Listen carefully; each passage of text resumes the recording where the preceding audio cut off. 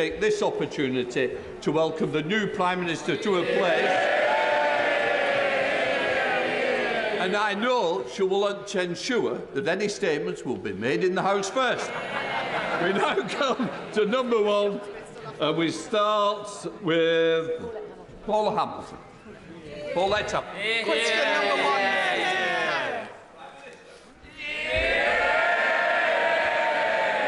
Mr. Speaker, I'm honoured to take my place as Prime Minister in this House and to take on responsibility at a vital time for our country. I am determined to deliver for everybody across our United Kingdom. I will work constructively with all members of this House to tackle the challenges we face. Mr. Speaker, this morning I had meetings with ministerial colleagues and others. In addition to my duties in this House, I shall have further such meetings later today.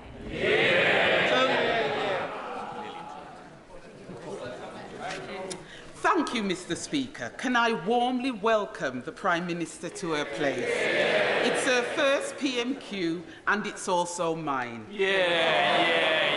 In a leaked audio tape, the Prime Minister is heard saying that British workers need to put in more graft and that they are lacking in skill and application.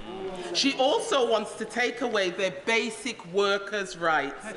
In my Erdington constituency, the latest figures from the Commons Library show that children over 7,000 households are living in child poverty, and that 68% of those households have working parents.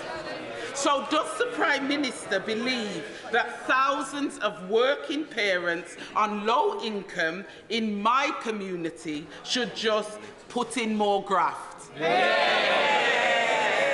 I congratulate the Honourable Lady on her first Prime Minister's question. And what I am determined to do as Prime Minister is to make sure we have an economy with high wages and high-skilled jobs. And the way I will achieve that is through reducing taxes on people across our country and boosting economic growth. That is the way that we will make sure we get the investment and the jobs that people deserve. I want to warmly congratulate my right honourable friend on becoming the third woman Prime Minister.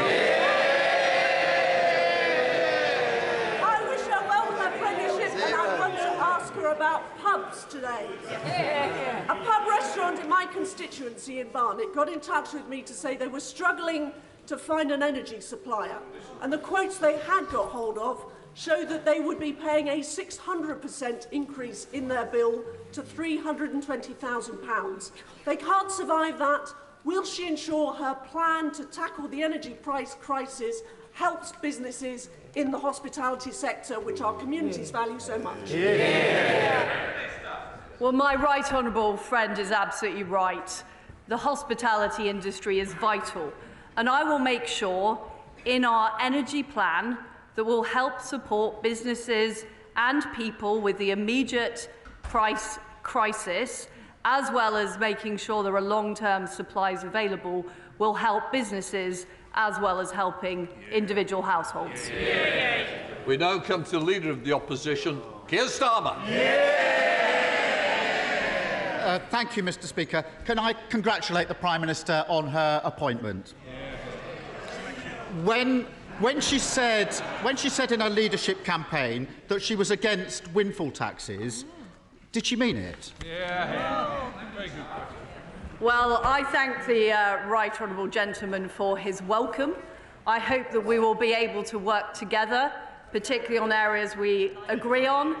And I know that we have had strong support from the opposition in opposing Vladimir Putin's appalling war in Ukraine.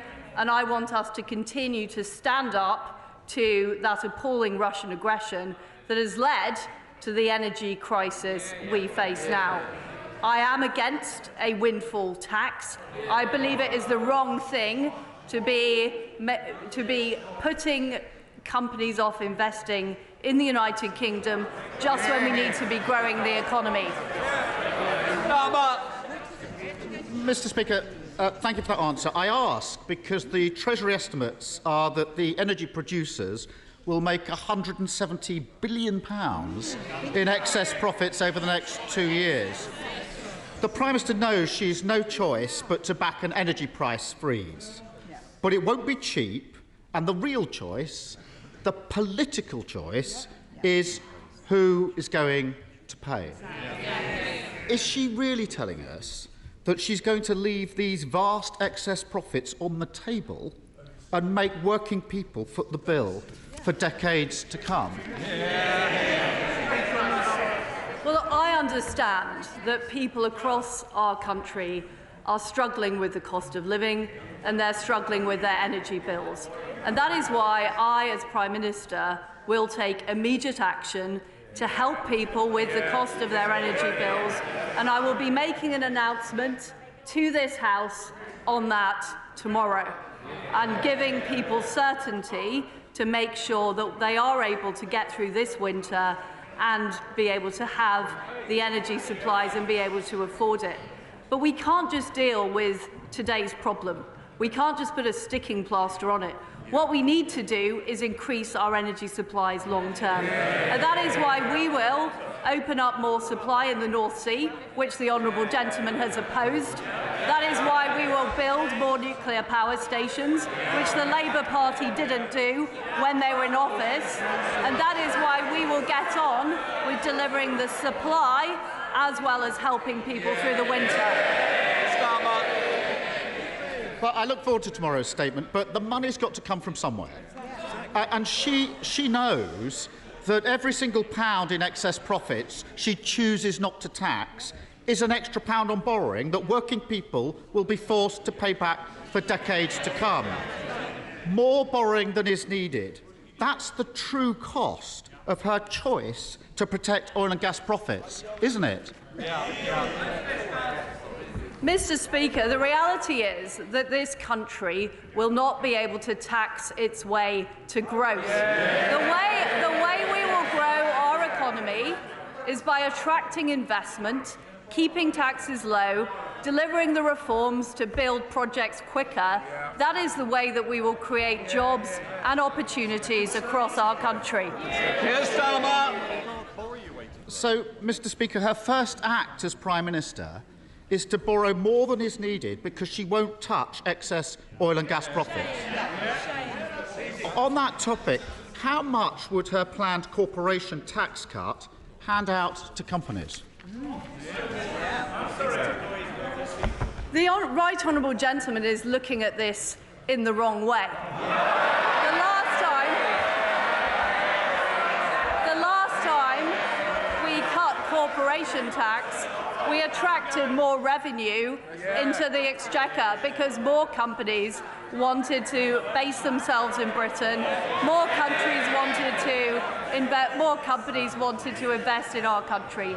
And if taxes are put up and raised to the same level as France, which is what the current proposal is, and which I will change as Prime Minister, that will put off investors, it will put off those companies investing in our economy, and ultimately that will mean fewer jobs, less growth and less opportunities across our country.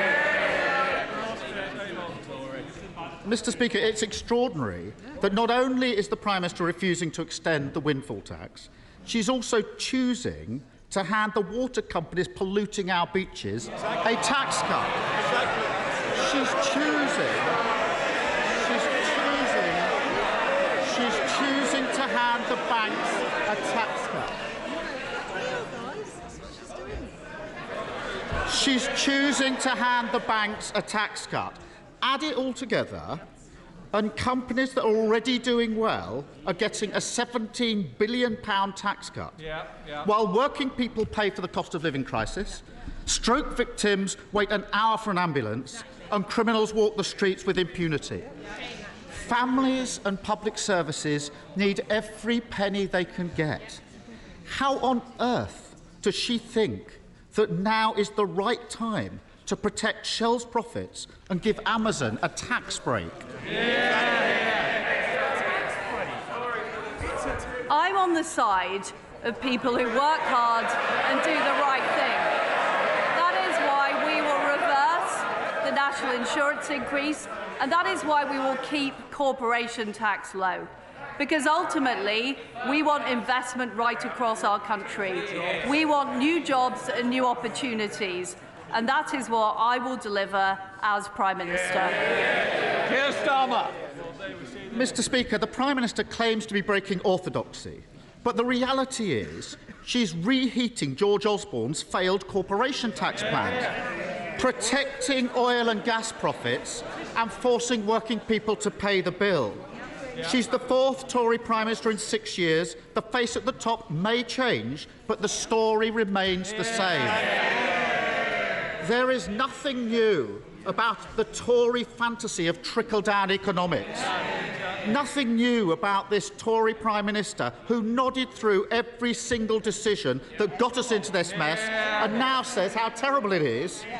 And can't she see there's nothing new about a Tory Prime Minister who, when asked who pays, says it's you, the working people of Britain?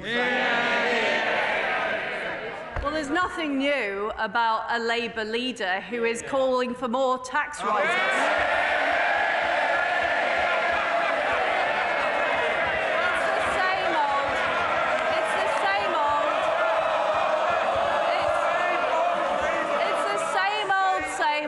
Tax and spend. What I am about is about reducing taxes, getting our economy growing, getting investment, getting new jobs for people right across the country. I'm afraid to say the right honourable gentleman doesn't understand aspiration. He doesn't understand opportunity.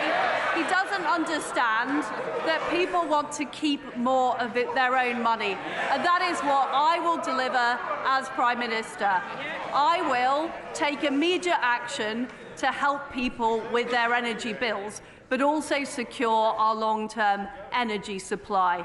I will take immediate action to make sure we have lower taxes and we grow the economy. And that way, I will ensure we have a positive future for our country and we get Britain moving. Thank you, Mr. Speaker. And firstly, can I congratulate my right honourable friend, the Prime Minister, for a successful campaign to become our party leader and the Prime Minister of the United Kingdom.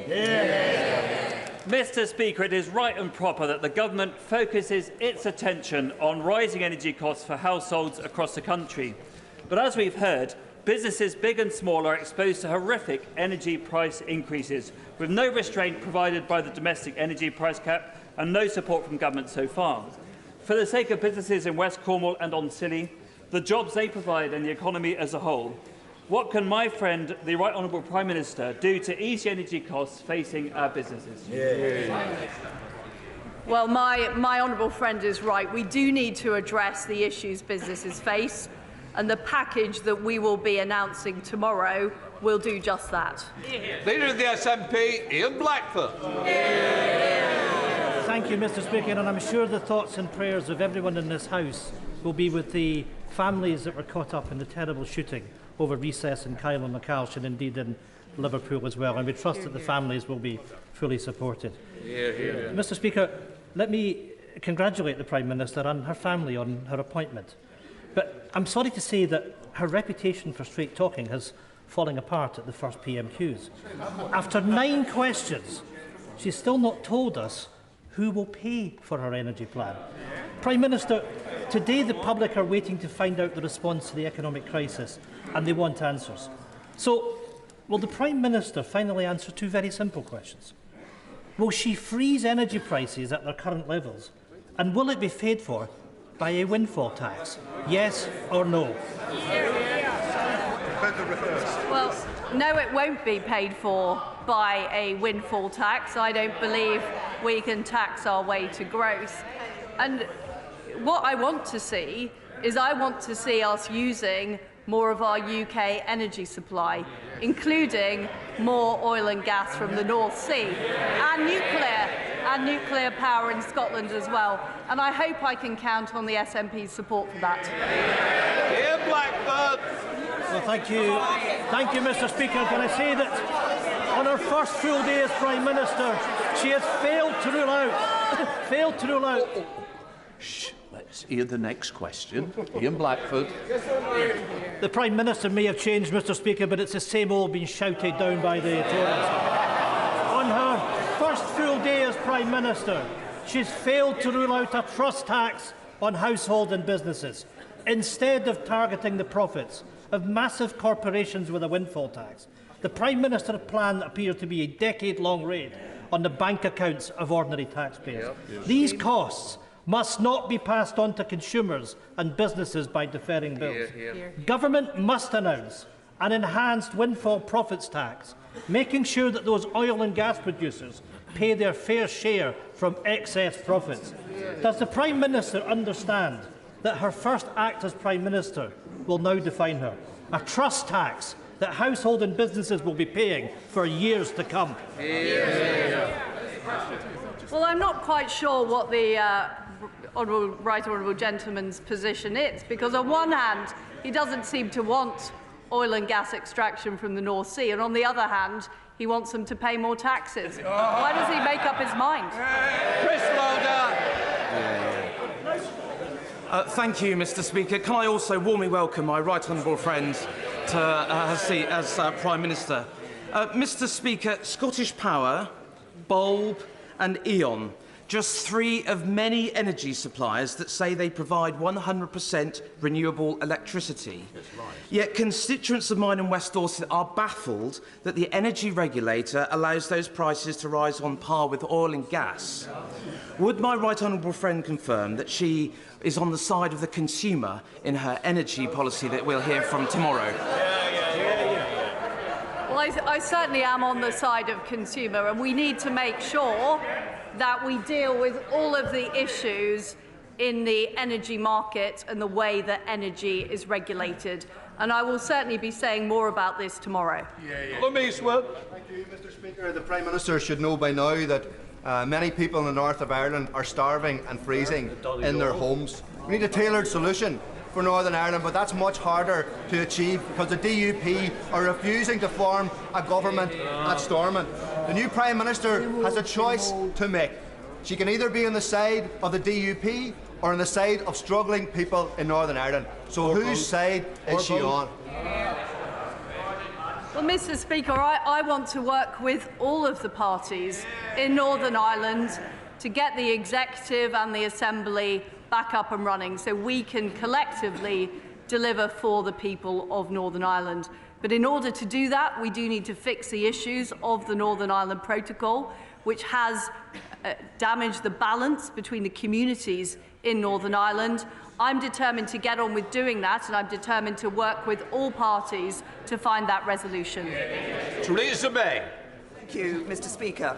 May I congratulate my right honourable friend and welcome her to her position as the third female Prime Minister of the United Kingdom. Can I ask my right honourable friend, why does she think it is that all three female Prime Ministers have been Conservative?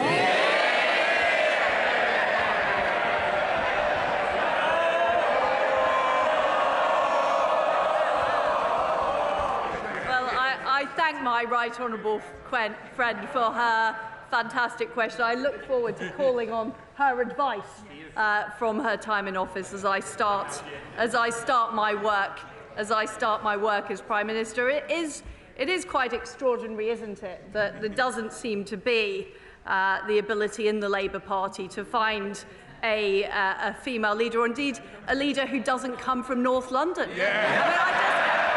don't know what it is. I don't know what the issue is.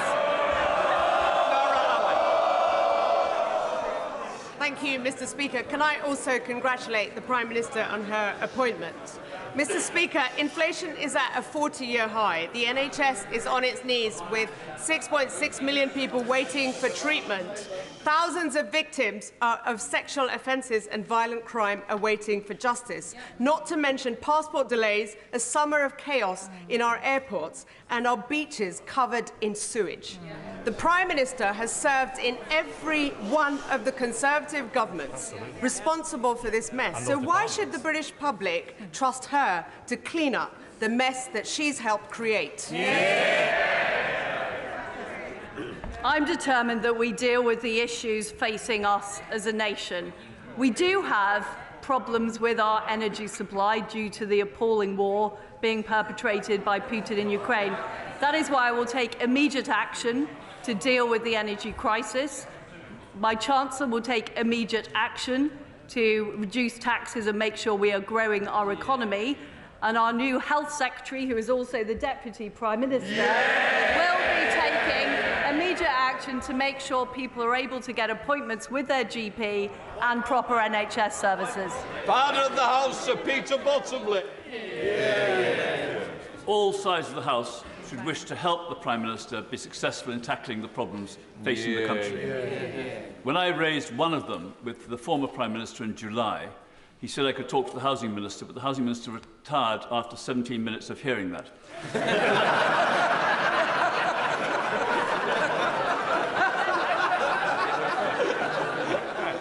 Can I ask the Prime Minister to look to see why the Planning Inspectorate are able to overturn Council's planned protections for green lungs, and will she look at what's happening to the Goring Gap, the A259 in Worthing West and in South Downs constituency, because local councils have no role if they can't protect what matters most to them. Well, I am a bit concerned about offering the honourable gentleman a meeting with the Housing Minister in case any ill should befall him. But look, my honourable friend is right. There is not enough power in local hands at the moment. It is too easy for local councils to be overruled by the Planning Inspectorate, and that is certainly an issue that I'm expecting my Secretary of State for Housing to look at. Anna Bardell. Thank you very much, Mr. Speaker.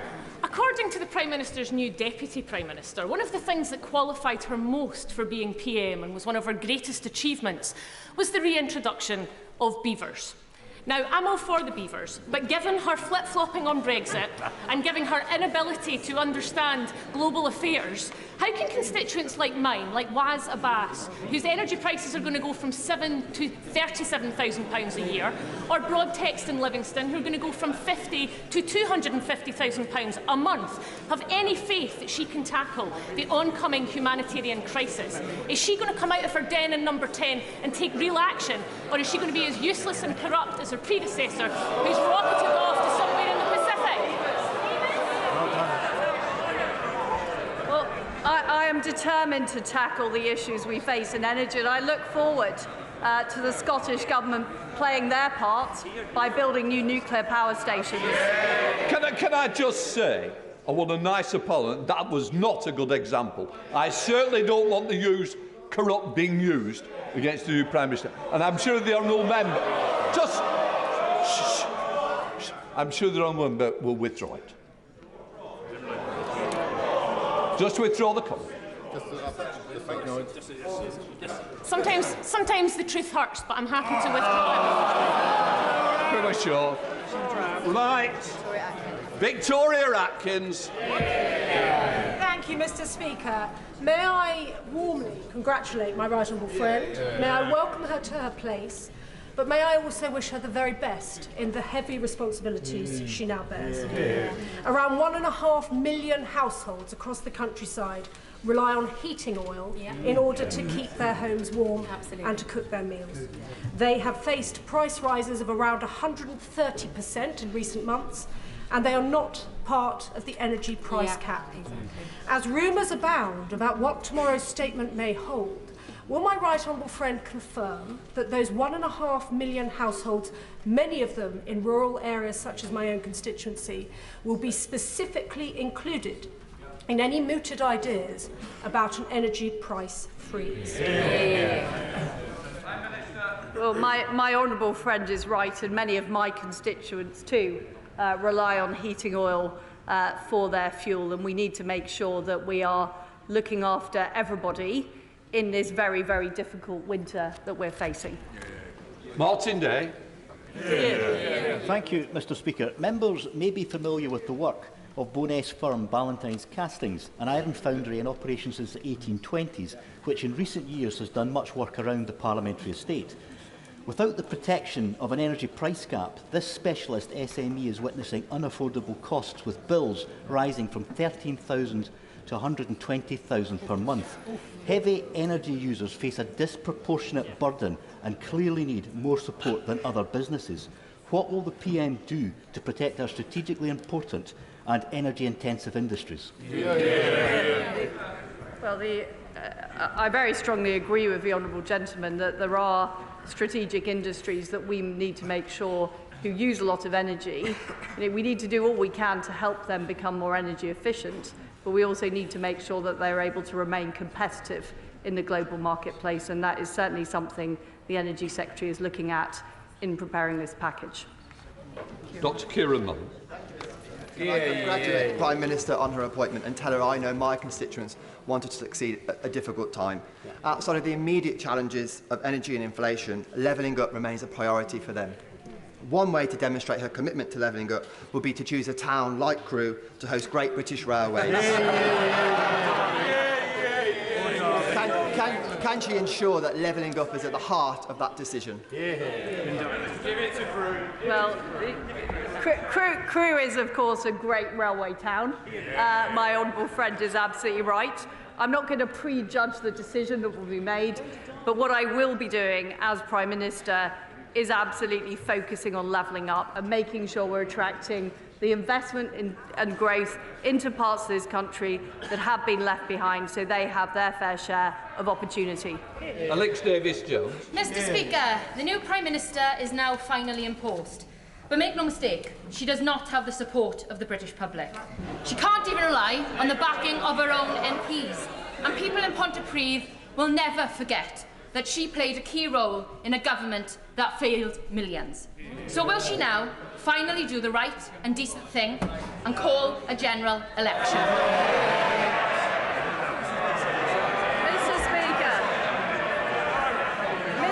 Mr Speaker, as a country, we are facing a very serious crisis in energy caused by Putin's war in Ukraine. We are facing... Order. One of the members for Stoke is getting very carried away. And I know as a former teacher he wants to show better behaviour than he's showing at the moment. Come on, Prime Minister. Mr Speaker, we are facing very serious issues as a country, partly as a result of the aftermath of COVID, partly as a result of Putin's war in Ukraine. What the British people want is they want a government that's going to sort it out. And that is what I'm determined to do as Prime Minister, sort out the energy crisis, get our economy going, make sure people can get doctor's appointments. That's what I'm focused on. Nick Fletcher. Mr Speaker, I would like to congratulate my honourable friend for the position as Prime Minister, but I'd also like to thank her for the support of my campaign to keep Doncaster Sheffield Airport open. Would she now help further right into South Yorkshire Mayor Oliver Coppard and Peel Holdings Chairman John Whittaker to remind them of their powers, duties and responsibilities to the people of South Yorkshire and beyond? And will she use the full weight of her office on these decision makers so as to keep our Doncaster Sheffield Airport open? Well, regional airports, including the Doncaster Sheffield Airport, are a vital part of our economic growth. And what I will make sure is that the new Transport Secretary is immediately onto this issue. I know she is, I can tell. Look, she's already contacting the people in Doncaster and Sheffield to make sure we do protect this airport and we protect that vital infrastructure and connectivity that helps our economy grow. Helen Morgan. Thank you, Mr Speaker. And I'd also like to welcome the Prime Minister to her new post. During her leadership campaign, she said that waiting times for ambulances in her rural Norfolk constituency were appalling. And in North Shropshire, I think many of my constituents would agree with that statement. Across Britain, waiting hours and hours for an ambulance has become normal. But instead of focusing on this problem, a leadership fiasco in the Conservatives have seen 3 health secretaries in 3 months. Will the Prime Minister get a grip on this grave situation and commission the CQC into investigating the causes of and the solutions to the ambulance services delays before the service in crisis faces the additional pressures of an oncoming winter? People should not have to wait as long as they are for ambulance services, and my new Health Secretary is immediately tackling this issue. She's already laid out her priorities, and sorting out the ambulance service is one of them. Dame Caroline Downage. Speaker, can I also very warmly welcome our new Prime Minister to her role and indeed the whole of her front bench. September is Childhood Cancer Awareness Month, and as she knows, cancer is still the biggest killer of children under the age of 14. So I wonder if she could restate her government's commitment to publish a cancer 10-year strategy, but also embedding a childhood cancer mission at its very heart. Well, Mr. Speaker, cancer is a devastating disease, and it's particularly heartbreaking when children have cancer, and certainly we will proceed with the strategy that she talks about, and I know our new Health Secretary will do all she can to help those children with cancer. Sir Tony Lloyd. Thank you, Mr. Speaker. On the theme of children, she will know from her time as Children's Minister that young lungs exposed to cold and damp housing are more likely to fall seriously ill and possibly die. Now, child poverty has been growing during her ministerial time in her different offices. Will she give a solemn pledge and no evasion that there will be no child that will go to bed in a cold, damp house this winter and beyond because the parents cannot afford to put the heating on? But this is why it's so important that we do tackle the issue of energy, and I will make sure that people are able to afford their energy bills at the same time as dealing with the long-term supply issues to make sure that we are resilient in energy and never get into this position again. Mr. Speaker, it is the standard practice of the European Union that when they can't get their way in negotiations with the UK, they play for time and wait for a new leader who they hope will have a different view to their predecessor. For the sake of clarity, would my right honourable friend confirm that it is the UK's preferred option to have a negotiated settlement as far as the Northern Ireland Protocol is concerned? But if that is not forthcoming, then we will proceed with the Protocol Bill that is currently going through Parliament. Well, first of all, can I thank my right honourable friend for his service as Northern Ireland Secretary. He is absolutely right. We need to resolve the issue of the Northern Ireland Protocol. My preference is for a negotiated solution, but it does have to deliver all of the things we set out in the Northern Ireland Protocol Bill. And what we cannot allow is for this situation to drift, because my #1 priority is protecting the supremacy of the Belfast Good Friday Agreement. Rachel Hopkins. Mr. Speaker, the new Prime Minister tells us she will deliver on the NHS.